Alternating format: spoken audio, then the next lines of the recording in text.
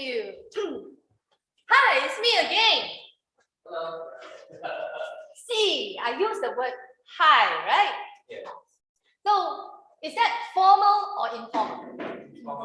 Informal, yes, exactly. So, when we are talking about word choice, there are things that we need to consider. What kind of effects do you want to create? And is it okay for us to use that word? So powerful words means the choice of words that you have. And when we use them, what kind of effect you want to create? So I'll say, is it the same when we do writing and speaking? No. Why is it not the same? Speaking. No structure. No structure, there's structure, there's always structure, right? I would say reading, Yes. when we write, is for us to read. So we read. Yes. However, when we speak, people listen.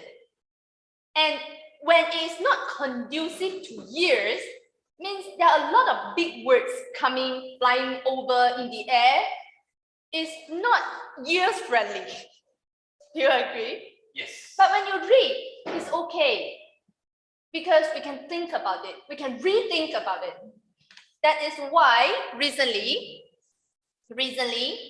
I had this SPM speaking test. I was one of the interlocutor. Means we ask questions and the candidates come in a pair, they'll have to answer.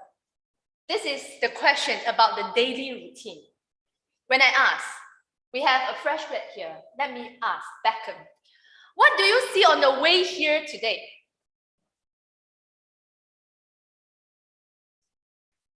Like your SPM, I believe.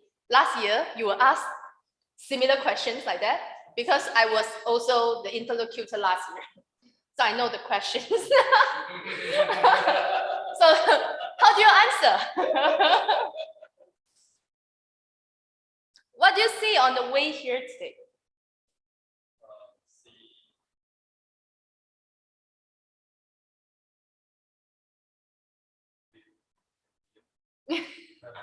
What do you see, right? So the question was like, what do you see on the way to school? So they were all stunned, like Beckham. They were like, I see trees. Of course, the first thing is always trees. I see people. You know? So unlike what we had in the past, it was called oral test. Now it's called speaking test. So speaking is a skill. So it involves in answering the question. And some students, they are very cute. They answer questions like they were doing the comprehension. They'll say like the next question, what do you normally have for breakfast?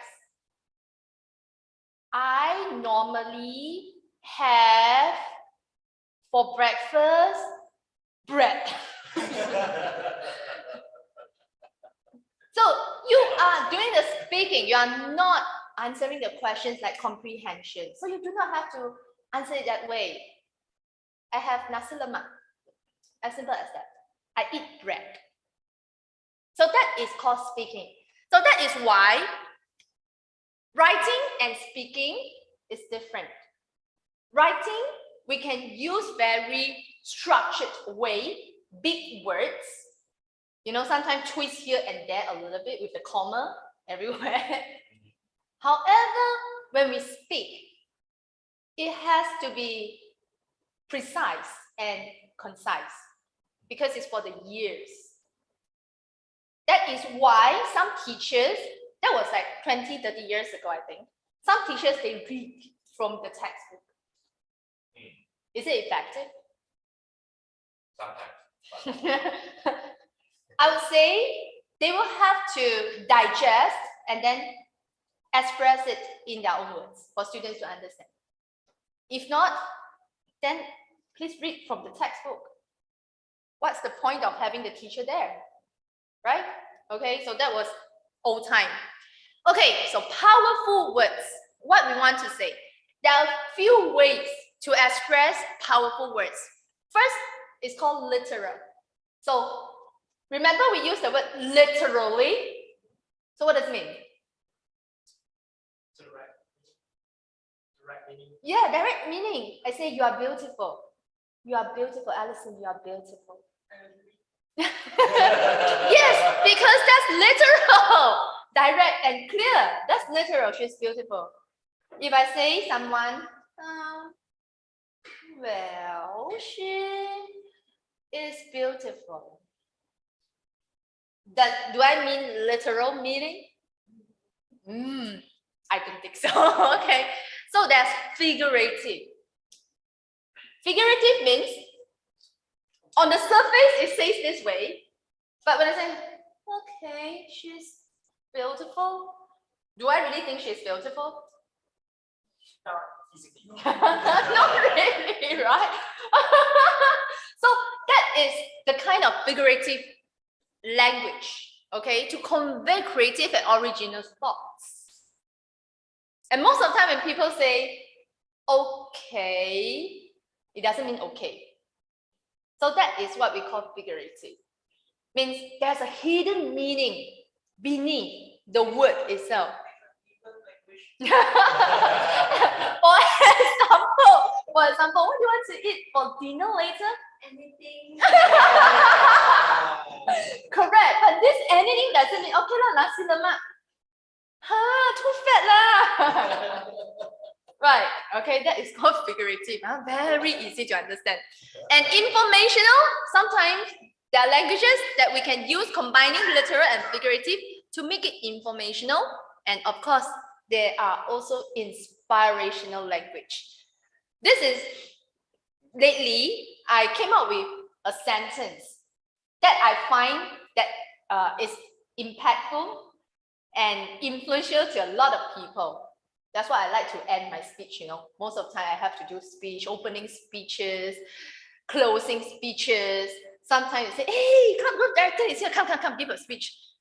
Impromptu speeches. So the line that I always use, most of the time I talk about ABC, a lot of different things. Then I will end it this way.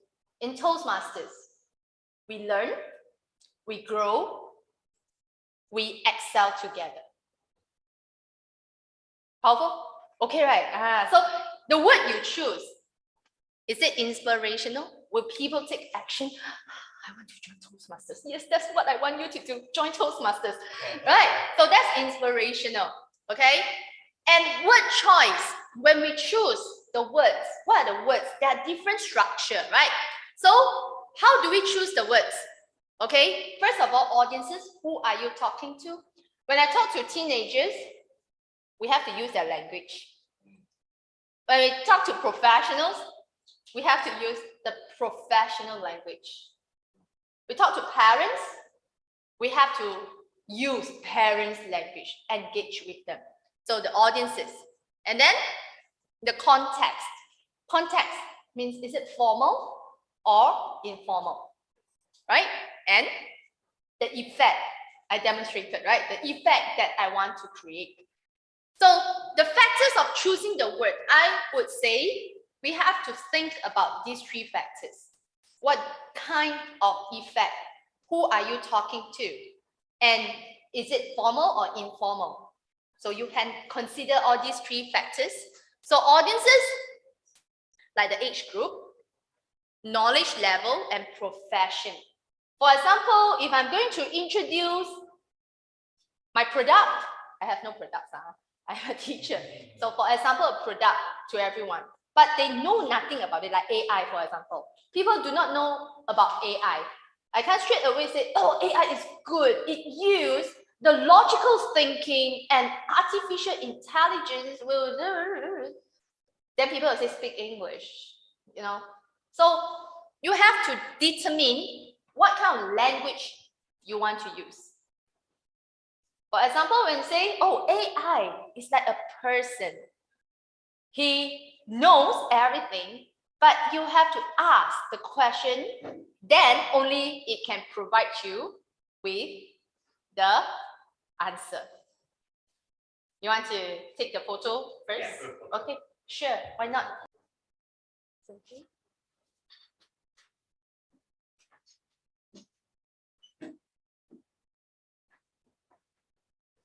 Okay, so we shall continue. Yes, let's continue.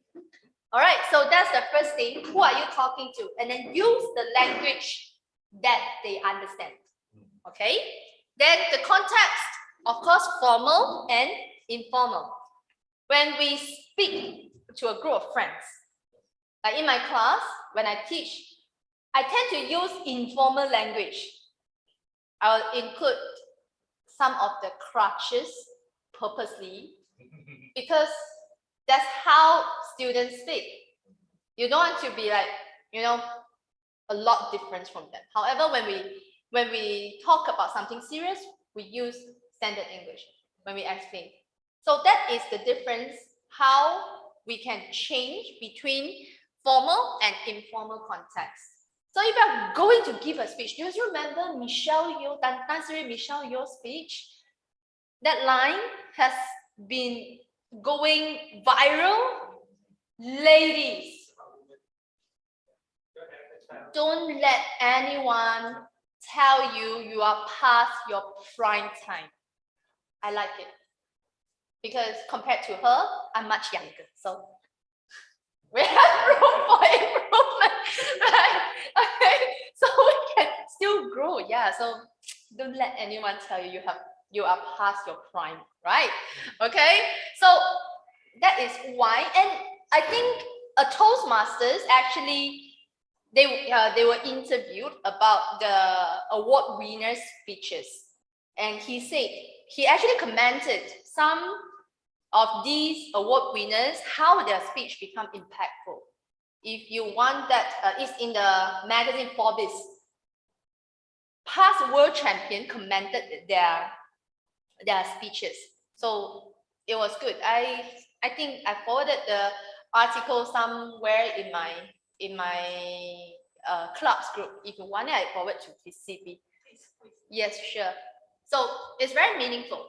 Then the effect that you want to create. So with the vocal variety and the choice of words, you can do a lot.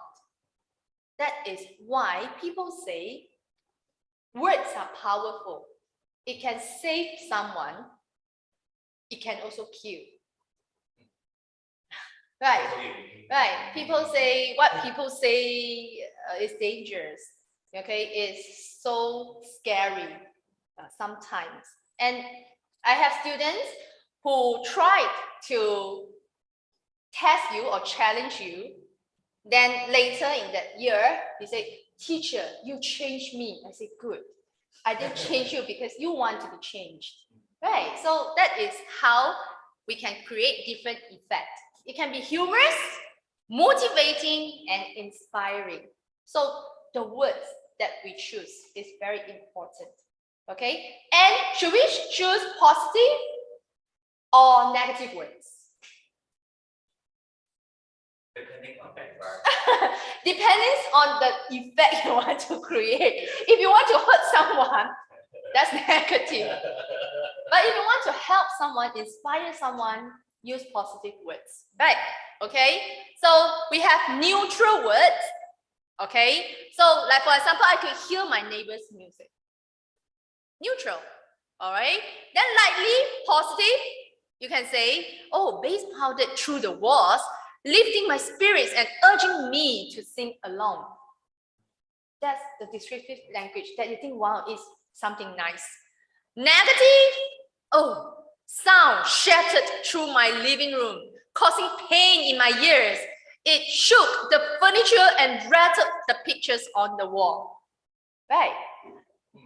Does he like the music? Not really, right? Okay. So that is the effect that you can create, different kind of effects by using different words. So one of the structure that we are going to try it out, I think it's in your handouts as well, is about active and passive. Okay. So active, like I said just now, "I love you." Deep down from my heart, I love all members. I love you, right? Okay. I always ask my students, how do you say it in English? Then they'll say, "I love you." Then I will say, "Thank you." Then, that's actually create. Okay, so this is active, right? Yes. This is active. Then how do we change it to passive? Passive. You are loved. Very good. Okay, you are loved. So I changed the subject and the verb. So you are loved to tell you how important you are. Instead of telling me loving you, so you are loved. If I don't say by me, then you know that someone loves me. So it's a different kind of effect. And this is what we call speech structure. Okay, so what's the difference here? We change the subject. Okay, so I love you means I'm the one who's doing the action. Then how about you are loved? So you are the one being done something. Okay, you become the subject, the most important person, because the first thing that we mentioned is the important one. That is why sometimes in evaluation, you have gone through the evaluation part, right? Yes. The evaluation session. They say you can reduce the word. Some evaluators, they say, oh, don't use the word I too much. I think you should, I think you should. It sounds very, yes. So it does not create that kind of positive effect. So you can change it, you can try. Okay, you could. And we use past simple instead of you can. We say you could. It sounds gentler, okay, to the ears, to the person's feeling as well. Right. So that is why it's different. So let's have a look at this one. I think it's in your handouts. Can have a look at this one. Let's determine whether this is active or passive. Okay, like the first one. Avi kicked the ball. Active, right? Okay, so A, active. Sarah had moved to the corner without saying anything. Is it passive? She did the action or she was done? So active, yes. So the baby was carried to the pouch belonging to the kangaroo. Yeah, the baby was carried. The baby was carried. So passive. Then Cho changed the flat tire. Active. Avi was standing far away after he kicked the ball. This is also active because he is the one doing the action. Avi. Okay, so Kai gripped the pencil in the left hand. Active. Okay, Kai is the one doing it. Sarah stood quietly in the corner. Active. The flat tire was eventually changed by Cho. Passive. Okay, the pencil was gripped tightly by Kai. Passive. The kangaroo carried the baby in her pouch. This is active because the kangaroo carried the baby. The kangaroo did the action. This is called active, right? So there are different subjects used. So one is the baby, one is the kangaroo, right? So this is how we can change the structure by emphasizing different subjects. Okay? And then let's have a look at this.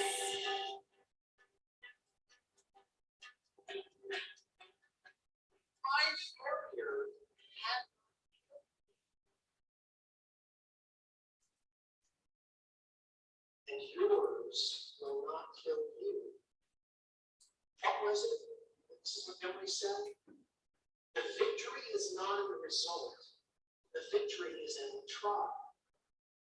Ever since then, I have walked through life with a little librarian Landon sitting on his shoulder, and a Mrs. Montgomery sitting on his shoulder.